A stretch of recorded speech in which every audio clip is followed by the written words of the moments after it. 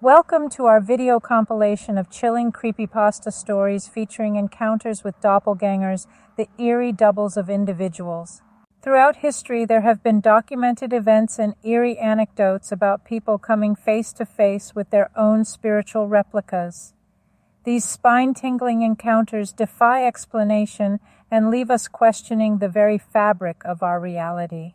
Get ready to be captivated and unsettled as we delve into these bone-chilling tales of doppelganger encounters that will make you question the boundaries of identity and existence. Brace yourself for a journey into the realm of the unknown. I was a freshman in high school. One day I decided to call in sick, feigning illness to avoid a daunting class presentation. It wasn't something I did often, but the fear of public speaking had gotten the best of me that day. I woke up from a nap and headed to the living room, seeking solace in the company of the television. As I settled onto the couch, flipping through channels, a strange sense of unease washed over me. I sensed someone's eyes on me and turned my head to see my older sister, Jana, leaning over the bar, her gaze fixed upon me. There was a peculiar absence of emotion in her expression, and she just stared. It was as if she had never experienced joy, sadness, or any other feeling in her life. It sent a shiver down my spine. Curiosity and apprehension mingled within me, and I cautiously approached her. "Hey, what's up?" I asked, trying to strike up a conversation as I would with my sister. She responded with a beckoning motion, her silence unnerving. "Come here," she whispered softly, her voice devoid of warmth or familiarity, kind of robotic. Growing increasingly unsettled, I just asked, "You all right? Is everything okay?" My voice trembled with concern. Then I heard Jana's voice at the back door. She was calling for me to fetch her some water. I bolted from the living room, sprinting into the yard, desperately looking for her. Jana was tending to the flower garden, and when she saw me, she rushed over in a state of confusion and worry. "What's wrong? What happened?" she exclaimed, her voice filled with genuine concern. Struggling to catch my breath, I recounted the unsettling encounter I had just experienced. "There's someone in the house who looks just like you, but different.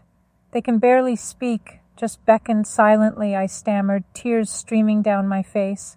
My sister's face softened with empathy as she listened to my account. She took hold of my trembling hands, offering reassurance. "It must have been a vivid dream or your imagination playing tricks on you," she said soothingly. "I'm here now, and you're safe. It was just a momentary scare." Although her words brought a measure of comfort, the lingering unease remained within me. My sister stayed by my side throughout the rest of the afternoon, her presence providing a sense of security. As time passed, the lingering question persisted. Was it truly just a figment of my imagination, or something more inexplicable?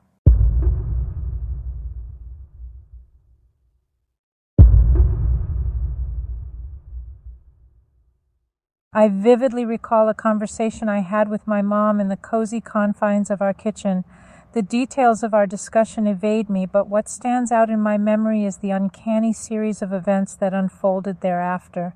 As we chatted, my dad casually walked past us, announcing his intention to head to the garage to work on his old car, an activity he often enjoyed. At first, his words didn't strike us as unusual. However, as my mom and I exchanged glances, a sense of confusion and alarm settled upon us. For you see, as my dad disappeared towards the garage, we both glimpsed him in the living room, engrossed in a television show, seemingly unaware of his supposed plan to tinker with his car. A chill ran down our spines, and we exchanged bewildered looks, silently questioning what we had just witnessed. With trepidation in our hearts, we called out to my dad, his name escaping our lips in a mixture of concern and curiosity. To our surprise, he responded promptly, his voice reaching us from the living room. But as the sound of his voice reassured us, a faint, muffled noise emerged from the direction of the garage. It was the distinct sound of tools clattering and the soft hum of an engine. The presence of another person in the garage was undeniable. Fear tinged our every thought as we cautiously made our way towards the garage. With each step, the sound grew louder and more distinct. We hesitated at the closed door, our hearts pounding in our chests, uncertainty swirling in the air. Summoning our courage, my mom and I exchanged a determined glance before pushing open the door to the garage. The sight that greeted us was beyond comprehension. There, standing beside my dad's old car, was another figure, a double of my father. He just looked at us and went about his business briefly before disappearing into a wall. The stranger's presence sent a wave of unease through us, for it was clear that this person should not have been there. The impact of that encounter forever altered my perception of my father, our home, and the tapestry of our lives woven together. I woke up in the middle of the night to use the bathroom, but as I approached it, I noticed light in there. The doors were closed. I stopped in my tracks. See, I live alone, so how can anyone else be using my bathroom? I tiptoed through the dimly lit hallway of my house. It was the dead of night, and an eerie stillness enveloped the air, punctuated only by the distant hum of a refrigerator and the faint rustle of wind outside. An unsettling chill crawled up my spine, whispering that I was not alone. I cautiously approached the bathroom. My hand trembled as it reached for the doorknob, hesitating for a moment before turning it ever so slowly. What I saw within froze the breath in my lungs. Standing by the mirror was an exact replica of myself, every detail, every mannerism replicated to perfection. My doppelganger, wearing an unsettling grin, looked up and locked eyes with me. The room grew colder, and I felt an icy grip tighten around my heart.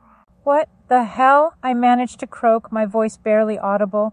My double didn't say anything, just went back to shaving his beard. I thought I was dreaming. I blinked a few times, but he was still there. My confusion mingled with fear. I thought I was going insane. How could this be? I remember pinching my arm, trying to wake myself up from a dream that I was sure I was in. But then my double turned to me and in a calm, serious tone said, "It's not good to hold it, you know. I will let you use the toilet." Then he wiped his face with a towel and went out. Terror gripped me, threatening to consume every inch of my being. This encounter had gone from unsettling to downright nightmarish. I needed to escape this twisted presence. With unsteady legs, I began to retreat back to my bedroom. I suddenly had no urge to pee. Panic surged through my veins as I reached the safety of the hallway. As I burst through the bedroom door, gasping for breath, I dared to steal a glance back toward the bathroom. But the doppelganger had vanished.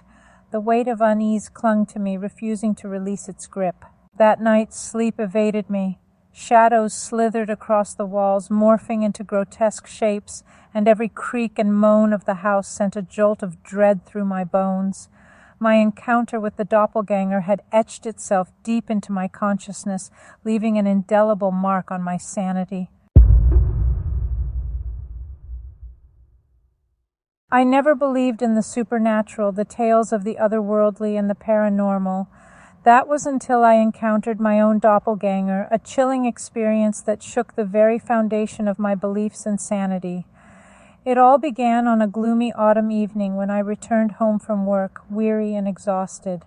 I went straight into the kitchen to grab a cold beer. As I grabbed my beer and was about to take a sip, I caught a glimpse of movement in the corner of my eye, a figure standing by the window in the living room. I thought it was an intruder, but instead I found myself staring into a pair of eyes that mirrored my own.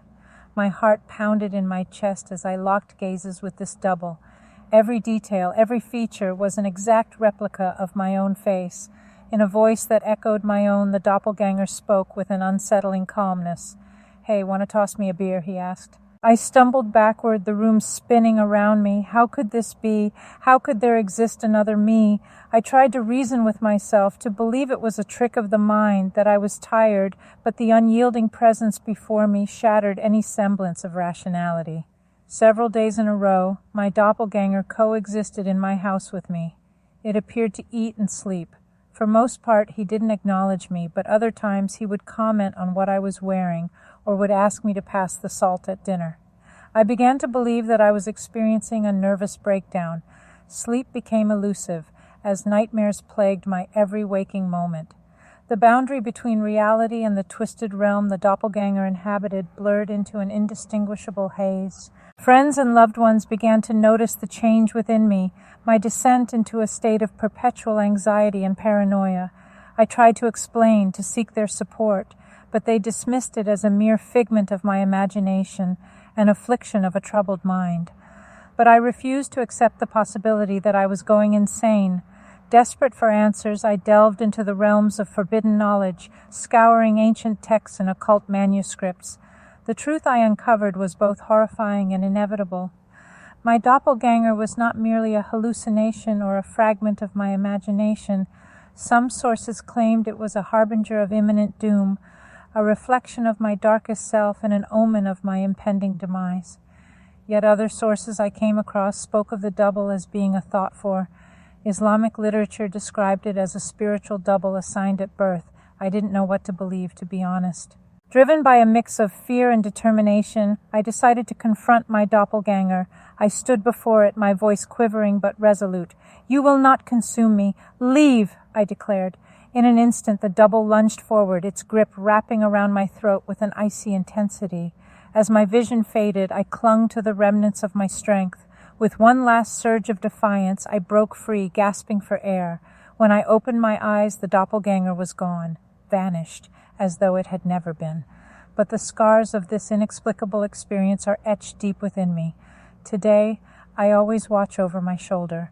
I even dread looking at myself in the mirror, for I never know if in the depths of that reflection I may catch a glimpse of my own doppelganger again.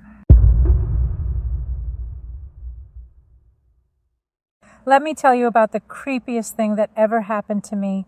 Picture this, small town vibes, nothing out of the ordinary, and a girl named Heather, just your average gal, living a peaceful life. But that all changed one night when I came face to face with my own spiritual doppelganger, and let me tell you, it was straight out of a creepy Twilight Zone. It all started innocently enough. My friends invited me to this epic house party they were throwing to celebrate some big achievement. Music blasting, laughter filling the air. It was the perfect setting for a night of fun, but sometimes the creepiest things happen when you least expect them. Being an introvert, I started feeling a bit overwhelmed by the noise and the crowd, so I decided to step out into the backyard to catch my breath. The night was unusually quiet, and a cool breeze rustled through the trees. I leaned against a tree, gazing up at the moon, trying to clear my head. That's when it happened. I heard the crowd inside getting louder and louder, as if cheering someone on. I turned to get a better look through the large French door, and my heart skipped a beat. It was me, standing on a table, dancing seductively like I had never danced before, or at least it was someone who looked exactly like me. I was confused and thought maybe I had drunk too much and was seeing things. As I stared, bewildered, my dancing replica and I locked eyes briefly. She had an unusual smirk on her face and just kept dancing and drinking at the same time. I felt embarrassed and stumbled back inside. Then I rushed to a bathroom and washed my face with cold water. What the hell is going on? I remember thinking. I don't know how long I was in the bathroom, but when I came out, people were staring at me and whispering to each other. Guys were giving me unusual attention, and my friend Julie was not happy with me. To this day, no one believes me that it wasn't me who danced that night. I don't even know how to dance like that. Ever since then, I have avoided big crowds and having more than a few drinks. Thank you for listening. These stories will certainly leave us with a lingering sense of unease and a renewed curiosity about the mysteries that surround us. If you enjoyed this video, I invite you to hit that like button and subscribe to our channel for more captivating content like this. Subscribing won't cost you anything, but you'll never miss out on the latest tales of the supernatural and unexplained. I appreciate your support and feedback, so please feel free to share your own experiences or suggestions in the comments section below. Until next time, stay vigilant. You never know if you will encounter your own doppelganger in the shadows.